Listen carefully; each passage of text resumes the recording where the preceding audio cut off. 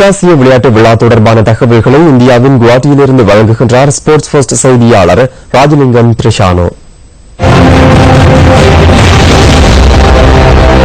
12வது தெற்காசிய விளையாட்டு விழா இறுதி கட்டத்தில் இருக்கிறது. 11ஆம் நாளான இன்றைக்கும் சில போட்டிகள் நடக்க உள்ளன. நேற்றைய பொறுத்தவரை இலங்கைக்கு 4 பதக்கங்கள் கிடைத்தன. அதாவது இலங்கை ஆடவர் மற்றும் மகளிருக்கான கபடி போட்டிகளில் அரை இறுதிகளில் தோல்வி அடைந்தது. அதற்கமே இலங்கைக்கு அந்த 2 போட்டிகளிலும் வெங்கல பதக்கம் உறுதியாகியுள்ளது.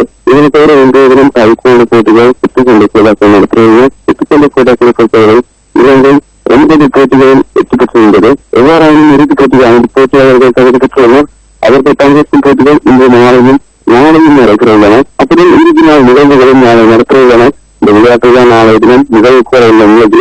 தற்போது இந்தியாவின் குவாஹாட்டி நகரில் பாதுகாப்பு மேலும் பலப்படுத்தப்பட்ட ஏற்படுத்தப்பட்டது. பதக்கத்தை பொறுத்தவரை இலங்கை தொடர்ந்து 2ஆம் இடத்தில் இருக்கிறது.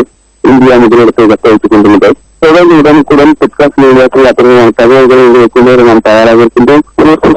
இந்தியாவின் குவாஹாட்டி நகரில் இருந்து ராஜலிங்கம் பிரசானோ.